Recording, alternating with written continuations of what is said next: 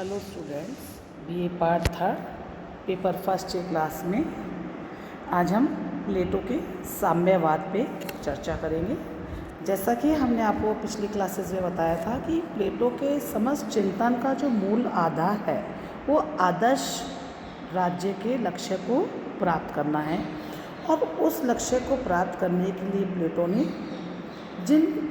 दो साधनों पे चर्चा की है, या उनके आदर्श राज्य में जो न्याय की प्राप्ति के लिए की जो व्यवस्था वो करना चाहते हैं, उसके लिए उन्होंने दो साधन नियुक्त किए हैं। पहला साधन जिसे राज्य के द्वारा जो नियंत्रित सुनियोजित एक जो शिक्षा व्यवस्था पर हमने कल की क्लास में जो चर्चा करी थी, और एक जो दूसरी व्यवस्था है जो है प्लेटो के साम्यवाद की सामाजिक व्यवस्था। इन दो साधनों के द्वारा वह अपने आदर्श राज्य के लक्ष्य को प्राप्त करना चाहता है। प्लेटो का ये मानना है कि जो उसकी जो शिक्षा योजना है वो उसके संरक्षक वर्ग जो है, जो शासक वर्ग है, सैनिक वर्ग है, वो उनको समाज के प्रति कर्तव्य पालन के लिए तैयार करेगी। और अब उनका एकमात्र धर्म यही है कि वे राज्य की एकता और सुदृढ़ता के लिए कार्य करेंगे। लेकिन इस सारी व्यवस्था में प्लेटो को कुछ आशंका यह भी थी कि जो शासक वर्ग में जो उसने शिक्षा के द्वारा जो संस्कार उत्पन्न किए हैं, अगर समाज सोसाइटी का वातावरण अनुकूल नहीं होगा तो इसके विपरीत परिणाम आ सकते हैं। प्लेटो का ये मानना था कि जो शासक वर्ग है, अगर परिवार संपत्ति, ये जो दो आधारभूत सोसाइटी के आधार स्तंभ हैं, इनके आकर्षण में फंस कर के, ऐसा नहीं हो कि जो शासक वर्ग उसने इतनी मेहनत से अपनी शिक्षा व्यवस्था के द्वारा तैयार किए हैं, उनको यहाँ ये जो शासक वर्ग है अपने निजी स्वार्थ को सर्वोच्चता या प्राथमिकता देते हुए अपने परिवार संपत्ति के उसमें चक्रव्यूह में फंस करके, ऐसा ना हो कि वो सोशल सामाजिक जीवन के प्रति जो उनके उत्तरदायित्व है, उन कर्तव्यों की वो अवहेलना कर लें। तो इस प्रकार वो ही मान के चलता है कि जो अगर साम्यवाद की जो उसकी जो सामाजिक व्यवस्था वो जो देना चाहता है, उसके बिना ऐसा नहीं हो कि वो जो अभिभावक वर्ग है वो एक ऐसे द्वंद्व में फंस जाए या ऐसे चक्रव्यूह में फंस जाए जहाँ उसका विवेक निष्क्रिय हो जाए, क्योंकि उसका ये मानना है कि जो संपत्ति की जो शुदा होती है ये रक्षक को भेड़िया भी बना सकती है। तो इसलिए उसने एक जो योजना बनाई है, जिस प्रकार से शिक्षा योजना बनाई थी, इसी प्रकार उसने साम्यवाद की भी एक योजना बनाई है। और वो कहता है कि एक जो नवीन सोशल सिस्टम में जो दे रहा है, जहाँ पे दो प्रकार की व्यवस्थाएं होंगी, संपत्ति का साम्यवाद और परिवार का साम्यवाद। अब ये जो साम्यवाद की वो व्यवस्था कह रहा है, जिसको उसने दो भागों में बांट दिया, संपत्ति और परिवार, वो ये कहता है कि मेरी जो ये साम्यवाद की व्यवस्था है वो मात्र अभिभावक वर्ग या जो उसका शासक वर्ग है, जिसमें सैनिक भी आएंगे और शासक वर्ग भी आएंगे, उनके लिए ही ये व्यवस्था वो करता है।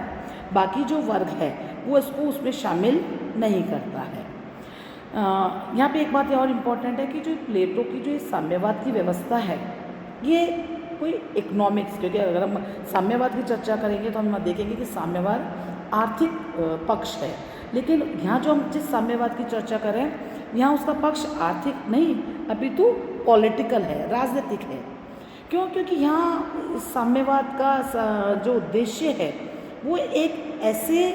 वातावरण का निर्माण करना है, एक ऐसे समाज का निर्माण करना है जिसमें शासक वर्ग अपने जो उसकी पब्लिक रिस्पॉन्सिबिलिटी है, जो उसके जो उत्तरदायित्व हैं, उनको वो श्रेष्ठतापूर्वक अपने कार्यों का संपादन कर सके। और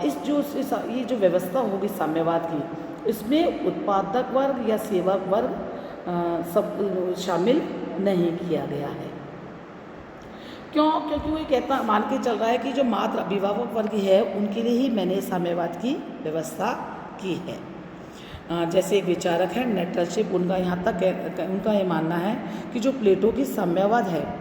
वो शिक्षा के द्वारा जो उत्पन्न प्रवृत्तियाँ उसने जो नागरिक के अंदर उत्पन्न की है, उनको प्रभावी और सफल तभी जो बनाया जा सकता है जब वो समाज के अंदर कुछ व्यवस्थाएं स्थापित करें। अब हम आगे बढ़ते हैं तो देखते हैं कि जो प्लेटो की साम्यवाद की योजना है, ये प्लेटो का कोई मौलिक विचार नहीं है। शिक्षा की योजना प्लेटो की मौलिक विचार था, लेकिन प्लेटो से पूर्व भी जो साम्यवादी व्यवस्था प्रचलित थी, वहाँ पे निजी व्यवस्था, यद्यपि एथेंस और स्पार्टा में हम देखें तो यहाँ पे भी हमको कुछ साम्यवादी व्यवस्था के या समाज के नियंत्रण के या संपत्ति के में सामूहिकता के हमको दर्शन होते हैं। कुछ व्यवस्था ऐसी प्रचलित थी कि जहाँ पे भूमि को जो जोतने बोतने का कार्य है वो भी राज्य के जिम्मे था और राज्य ही उनका एलोकेशन करता था। लेकिन प्लेटो ने जो साम्यवाद की व्यवस्था बताई है, यहाँ हम उसको दो भागों में बांट सकते हैं, संपत्ति का साम्यवाद और परिवार का साम्यवाद। आज हम देखेंगे संपत्ति का साम्यवाद क्या है। प्लेटो ने हमने जैसा आपको पहले बताया कि शासक वर्ग या विभावक वर्ग के लिए ही संपत्ति या ये साम्यवादी व्यवस्था को बताया है। वो ये कहता है कि जो शासक वर्ग है उसके पास सिर्फ उतनी ही संपत्ति होनी चाहिए जितनी उसको अपने जीवन यापन के लिए अनिवार्य है। अब न तो उसके पास अपना कोई घर होगा, न कोई उसके पास में ऐसी कोई व्यवस्था होगी जहाँ वो स्टोरेज कर सके, क्योंकि अब जब भी उसका घर नहीं होगा तो उसको सामूहिक भोजनालय में वो भोजन करेगा, सिपाहियों की तरह डेरों में रहेगा क्योंकि उसका अपने पास उसका घर नहीं होगा। अब ये जो शासक वर्ग है वो ऐसा होगा जो सोना चांदी भी नहीं होगा, नहीं होना चाहिए उसके पास भी, क्योंकि अगर वो ऐसा करेगा तो अगर वो अपने लिए भूमि का अर्जन करने लगेगा, अपने लिए धन संपत्ति का अर्जन करने लगेगा, तो ऑब्वियस है कि अन्य नगरवासियों के काम करने की बजाय वो उनसे व्यवस्था उसकी अलग प्रकार की हो जाएगी और वो अपने ही नागरिकों से उनके बीच का जो रिलेशन है वो घृणित रिलेशन हो जाएंगे। और ये जो सारी व्यवस्था होगी कि जब शासक वर्ग ही अगर कंचन कामिनी के मोह में अगर फंसते हैं तो संपूर्ण राष्ट्र का सर्वनाश हो जाएगा। प्लेटो ने अपने संपत्ति के साम्यवाद में कुछ विशेषताएं बताई हैं कि सबसे पहली बात वो ये कहता है कि ये साम्यवाद सभी नागरिकों के लिए नहीं है, केवल शासक और सैनिक वर्ग ही इसके पात्र हैं। दूसरी बात वो कहता है कि मेरा जो ये साम्यवाद की योजना है, समाज के जो साम्यवाद की सामाजिक योजना है, यह राजनीतिक है, आर्थिक नहीं। क्योंकि अगर हम आधुनिक साम्यवाद की बात करें तो हम यहाँ देखते हैं कि साम्यवाद का उद्देश्य है कि वो संपूर्ण सोसाइटी के अंदर जो भी आर्थिक विषमताएं हैं, है ना, जो भी समाज के अंदर जो विषमताएं होती है, कुछ लोग बहुत अमीर हैं, कुछ लोग बहुत गरीब हैं, तो उनके गैप को भरने के लिए हम कहते हैं कि हम साम्यवादी व्यवस्था को जानते हैं कि जहाँ सोसाइटी के में ही सब का संपत्ति पर नियंत्रण होगा और नागरिक उसका मात्र जितना एलोकेशन सोसाइटी के द्वारा किया जाए, नागरिक उतने ही उस चीज़ के भागीदार होंगे। तो यहाँ प्लेटो कह रहा है कि मेरा जो साम्यवाद है वो आर्थिक नहीं अपितु राजनीतिक है व्यवस्था है। तीसरी बात वो कह रहा है कि जो प्लेटो का साम्यवाद है, यहाँ उस पर कुछ अर्जन नहीं करना है, कुछ अर्जित या भोग नहीं है, अपितु त्याग है। त्याग क्यों है? क्योंकि यहाँ पे शासक वर्ग को न तो अपने उसके लिए कोई कंचन कामिनी, उसको संपत्ति भी छोड़नी होगी, उसको परिवार से भी दूर रहना होगा, और यहाँ न वो अपने लिए कोई धन संपत्ति का अर्जन कर सकता है, नहीं वो उसका स्टोरेज कर सकता है, नहीं वो अपने लिए कोई भूमि भवन खरीद करके उसके अंदर व्यवस्था उसकी रख सकता है। एक विचारक है फॉस्टर, उन्होंने भी कहा है कि प्लेटो का जो संरक्षक वर्ग है उसको सामूहिक रूप से संपत्ति का कोई स्वामित्व ग्रहण नहीं करना है, अपितु उसको यहाँ पे त्याग करना है। आगे हम देखते हैं कि जो प्लेटो का जो ये संपत्ति वाला है व्यवस्था जो उसने बताई है, वो उसके कुछ हवा में ही बात नहीं कर रहा है, वरन वो उसके पक्ष में कुछ पुष्ट तर्क भी देता है या उनके समर्थन में कुछ आधार भी बताता है। पहली बात वो कहता है कि जो सामाजिक व्यवस्था में साम्यवाद है उसका मनोवैज्ञानिक आधार भी है। क्योंकि जब वो अपने विचार शुरुआत में बताता है तो कहता है कि मनुष्य के अंदर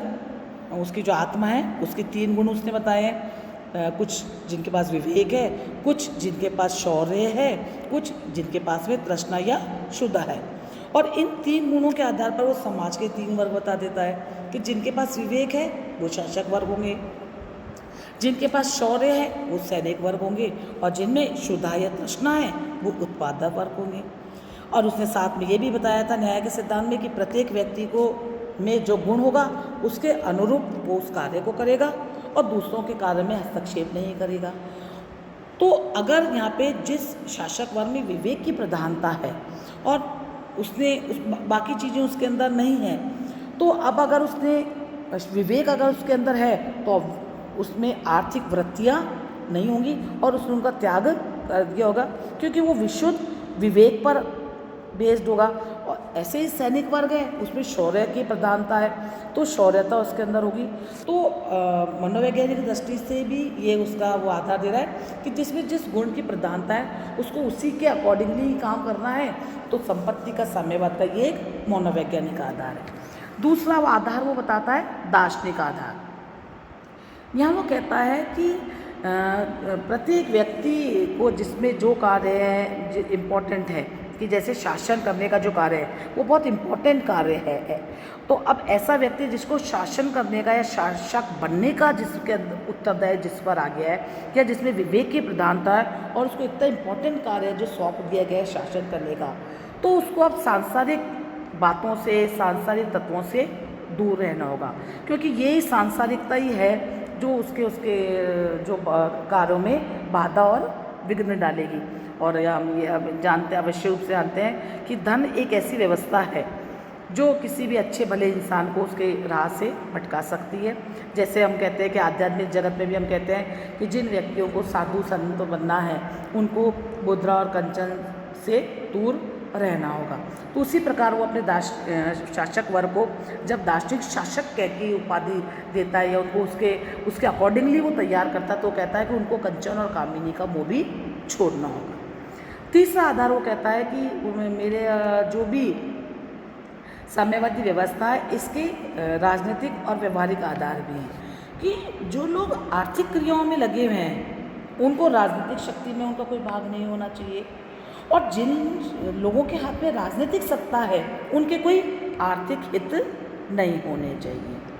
तो कुल मिलाकर के हम ये देखते हैं कि प्लेटो ने अपने साम्यवाद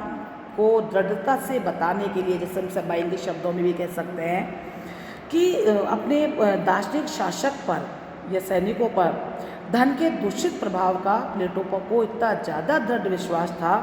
कि उसे दूर करने के लिए वह संपत्ति के विनाश की बात करता है कि मेरा जो शासक वर्ग होगा उसको संपत्ति से दूर रहना होगा। कल की क्लास में हम इस टॉपिक को आगे बढ़ाएंगे। Thank you.